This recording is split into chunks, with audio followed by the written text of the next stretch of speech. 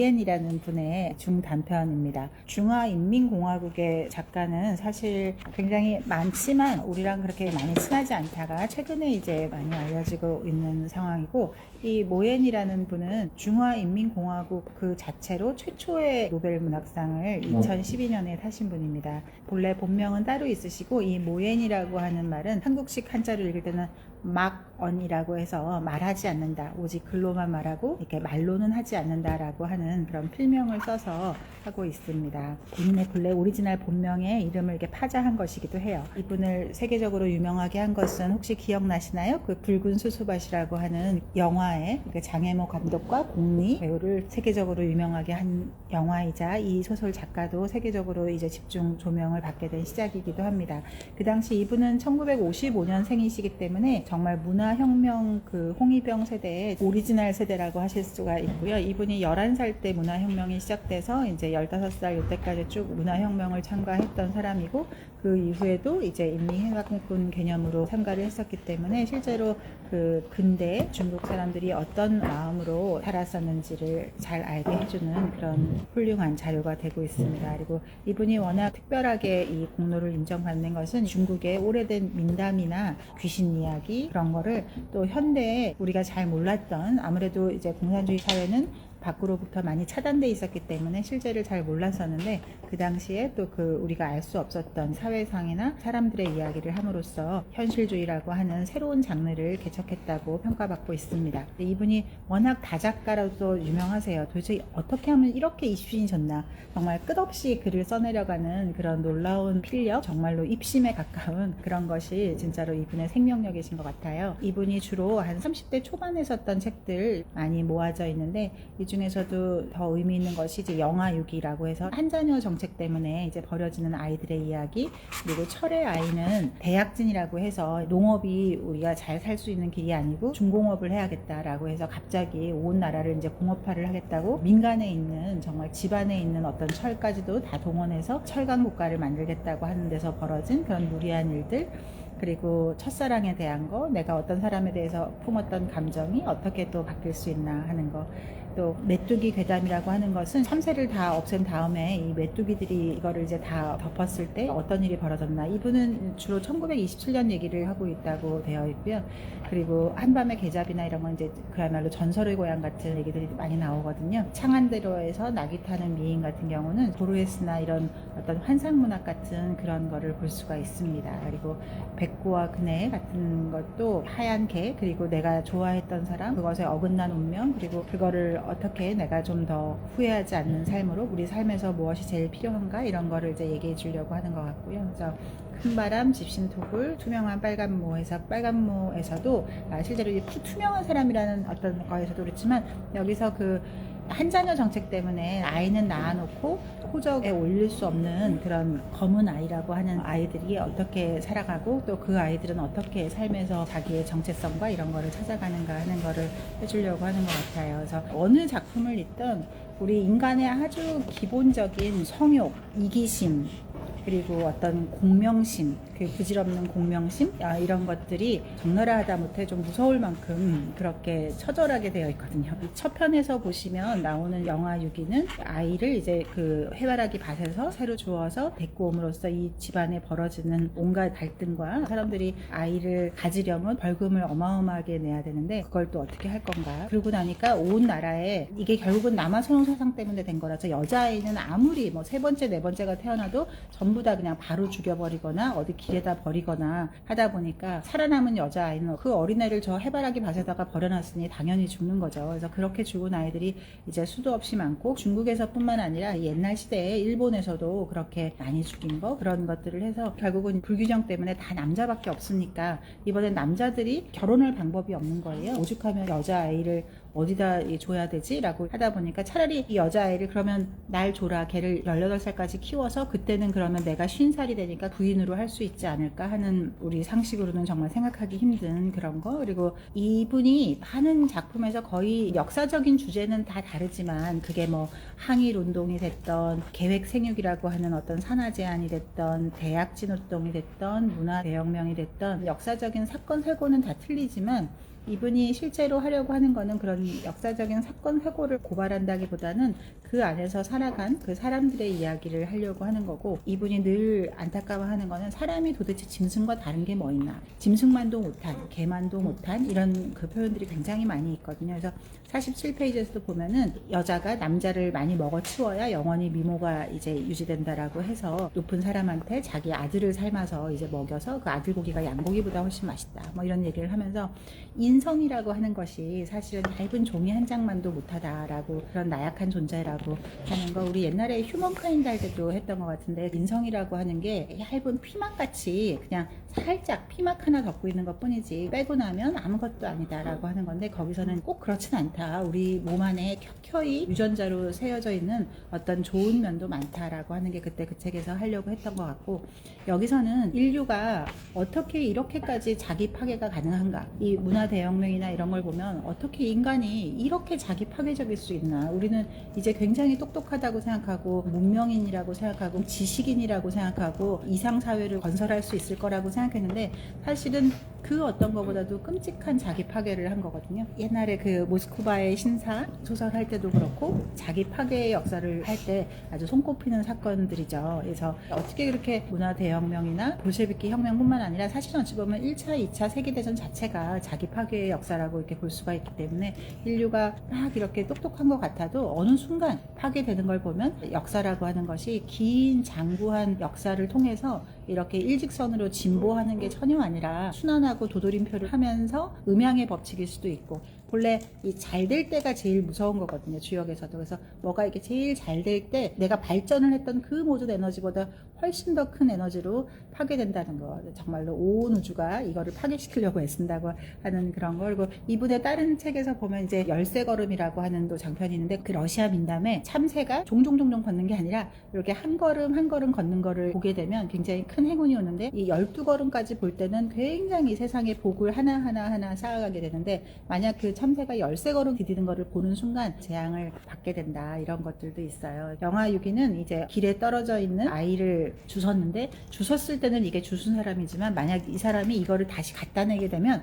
그건 또 영화 살인죄가 돼요. 그래서 굉장히 법에 복잡한 미묘한 것들이 있고, 이 아이를 또 키우려면 벌금을 또 어마어마하게 내야 되고, 개구리에서는 장편이니까 훨씬 더 이제 그 긴 얘기를 해서 자기 본래 고모가 산부인과 의사인데 그렇게 생명을 살리던 훌륭한 의사였던 고모가 어떻게 정말 사람을 죽이는 데 앞장서는 마귀 같은 사람으로 변해가는가, 또 그 사람은 도대체 왜 그랬나, 이런 거 각자의 변명이 다 있거든요. 다 이유가 있고, 하지만 그 어려웠던 시대, 배고팠던 시대가 다 지나고 이제 개혁 개방이 된 다음에 사람이 먹고 살만해진 다음에는 벌금 내는 게 무섭지 않은 거예요. 그 다음부터는 이제 대리모를 시키는 거죠. 내 정자 한 알만 주면 얼마든지 20살 먹은 어린애한테도 애를 낳게 할 수 있으니까, 또 그거에 대한 벌금을 내도 이제 하나도 겁날 게 없는 거죠. 그래서 그렇게 어마어마한 사람들의 생명을 앗아갔던, 단순히 아이들만 죽이는 것이 아니라 산모도 죽고 이 모든 사람들의 삶을 파괴했던 그런 계획 생육과, 거기서 계속 나오는 말 중에 하나가 작은 비인도주의를 함으로써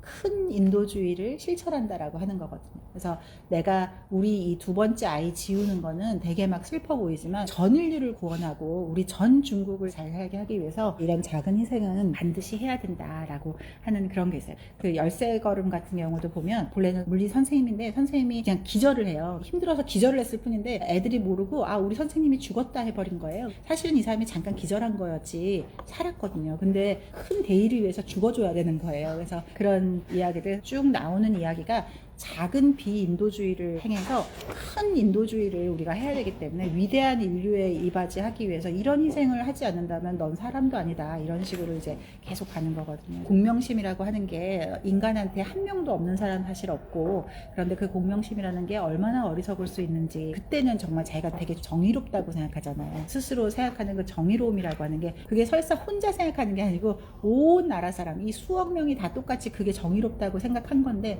사실은 얼마나 어리석을 수 있는지, 또 그게 얼마나 잔혹할 수 있는지, 거기에 대해서 이제 얘기해 주려고 하는 것 같습니다. 두 번째 철의 아이 같은 경우는 워낙 그 못 먹던 시대잖아요. 그러니까 정말로 먹을 게 없다 보니까 진짜로 별걸 다 먹는 거예요. 그래서 이 철을 진짜 이렇게 먹는 거, 그리고 철이 사람을 잡아먹었다 이렇게 하는 개념에서 온 집에 있는 숟가락조차도 전부 다 빼내서 철도를 이제 만들어야 되고, 그러다 보니까 사람들이 냄비가 있어야 밥을 해 먹는데 일단 다 철도 만드는데 노동자로 동원됐기 때문에 농사를 지을 수가 없고, 농사를 짓지 못했으니 수확량도 없는데, 중요한 건 수확량도 없지만 설사 어디서 그걸 구했다 하더라도 끓여 먹을 냄비도 없고 숟가락도 없고, 그런 식으로 해서 이게 어떻게 사람들에게 어리석은 그런 걸 하게 되는가. 그러다 보면 사람들이 이게 진짜 환상인지 실제인지, 철을 씹어 먹으니까 굉장히 맛있다, 고소하다 그런 거. 그리고 이 사람의 많은 이야기들이 대부분 다 이 아이들이거든요. 그래서 대약진 운동을 했을 때가 3, 4, 5살 때이고, 홍위병 문화대혁명을 했을 때는 이분이 딱 11살에서 15살, 가장 정점인 제일 중요한 정말 핵심 홍위병 세대이고, 그 다음에는 또 인민해방군을 했기 때문에 그 당시에 사람들이 생각했던 용어들, 어떤 마인드로 이런 것들이 계속 오갔나 하는 거를 정말로 잘 아는 거죠. 철의 아이도 보고 있으면 정말 처음에는 이게 진짜 철이 먹어지나 씹어지나 할 만큼 굉장히 잘 쓰여져 있습니다.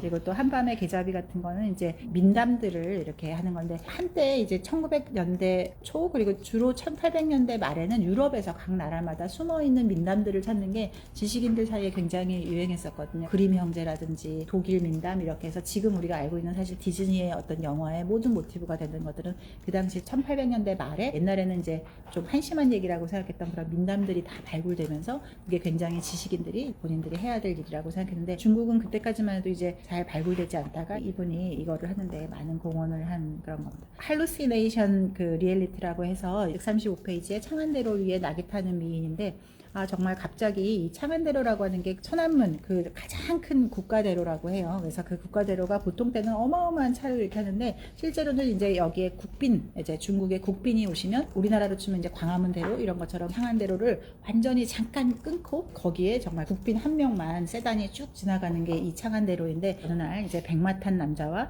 낙이 탄 미인이 지나가는 거죠. 사람들이 진짜인지 아닌지 아니면 환상인지 신기할 만큼 맨 처음에 어떤 헨리 해성 얘기를 이렇게 하면서 헷갈리게 이렇게 만드는데, 환상 같은 이 낙이 탄 미인을 가려고 막 여러 사람들이 싸우고 무너지고 막 이렇게 하면서 결국은 끝까지 가는데, 정말 생각할 것들이 굉장히 많고, 여기서 이제 너무 막 낙이 탄 미인을 보려고 막 이제 막 다치고 이러니까 경찰이 나서서 막 비키라고 해도 사람들이 안 비키고, 이 주인공은 또 내가 이 부모님이 해주신 말씀을 안 지켜서 이렇게 됐다. 그래서 본래 부모님이 구경꾼들과 섞이지 말 것, 그리고 번화한 곳에 피해 다니라고 신신당부를 주인공한테 했는데 내가 그걸 안 한 게 너무 후회 막급하고, 하지만 끝까지 이제 미인을 한 번이라도 보려고 따라가는데 설마 뭐가 있겠지 하고 이제 끝까지 갔는데, 맨 마지막 줄에 보면 그 멋있었던 백마탄 기사는 어느 순간 쭉 가서 이 흰말과 검은 나귀가 딱 백마탄 기사랑 나귀 탄 미인이 딱 서가지고 이제 정말 무슨 일이 있나 막 가슴이 터질 듯이 쿵쾅거리고, 근데 그 흰말이 딱 꼬리를 들더니 10대 개의 똥덩어리를 떨어뜨렸다. 그리고 나귀도 꼬리를 들더니 10대 개의 똥덩어리를 떨어뜨렸다. 우리가 보는 어떤 환상, 이 사람은 막 영웅인가 뭐 선녀인가 막 이렇게 했는데 결국은 다 똥덩어리였던 거를 아마 말해주고 싶어서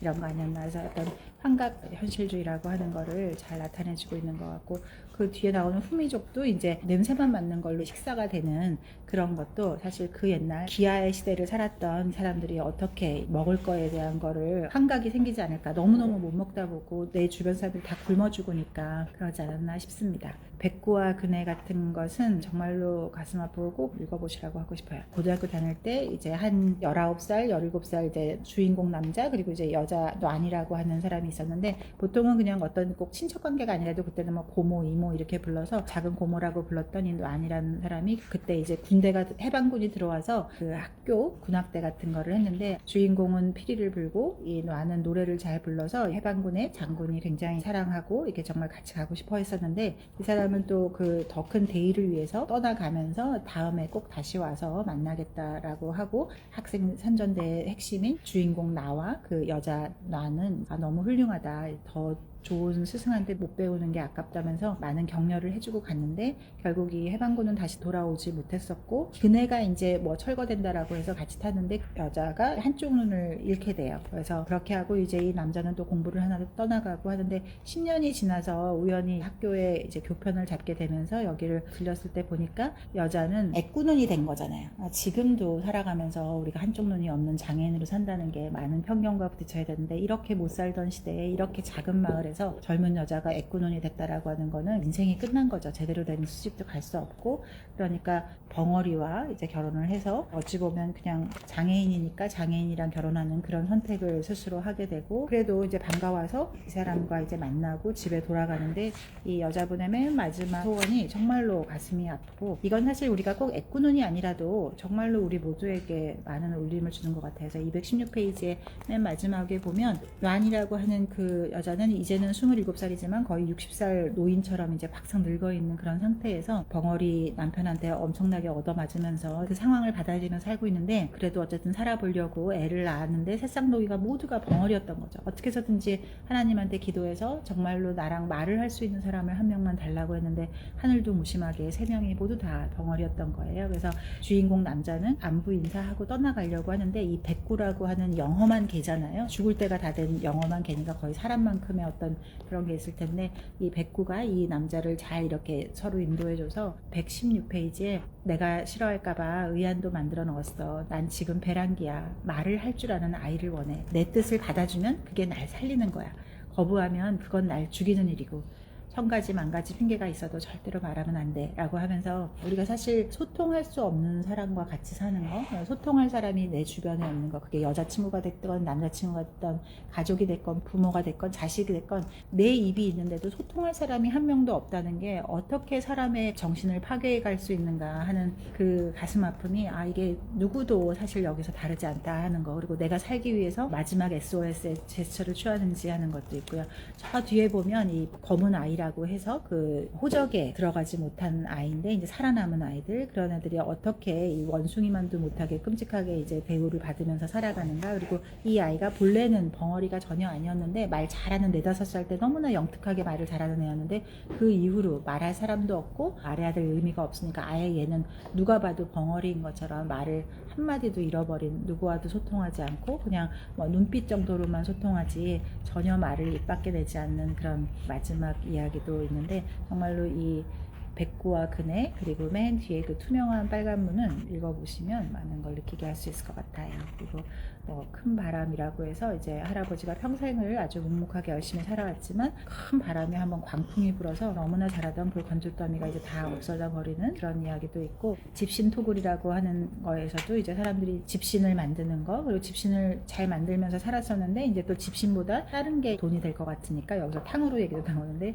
그래서 그런 다른 게 또 돈이 될 것 같으면 그걸로 이제 넘어가고, 이게 아무리 집신 만드는 일이 우리 생각에는 그게 더 천한가, 그게 더 뭐 좋은 일인가, 더 고귀한 일인가 이런 거 할 때 사실은 그게 아니고 내가 선택한 일은 굉장히 이제 의미가 있고 나에게 자부심을 주는데, 나는 집신 만드는 일은 오히려 나에게 굉장히 큰 자부심을 줬었는데, 왜냐면 내가 선택한 일이니까. 근데 그게 다른 게 좀 더 돈이 될 거라고 해서 다른 걸로 옮겨간 일은 사실 그 일이 나쁜 일은 아니고 고만고만한 일이지만 하나도 보람이 없고 자부심이 없는 거예요. 그래서 스스로를 평가절하할 수밖에 없는 그런 이제 상황이 되고, 거기서 어떻게 사람들이 속이고 그 불행한 상황을 또 이해하려고 하는 거, 남의 약점을 도와주거나 한다기보다는 이용해서 이익을 가지려고 하다가 또 이제 본인도 죽을 운명이 되고 뭐 이런 것들이 잘 나타나 있습니다. 투명한 빨간 문은 정말 슬픈 이야기예요. 흑자라고 하는 아이들이 성장하지도 못하고 계모한테 이제 막 그 박해받는 게 있는데, 저도 이걸 보면서 왜 계모들은 다 그렇게 악했을까? 이게 아마 여기서도 그렇고 옛날 유럽에서도 그렇고 조선에서도 그렇고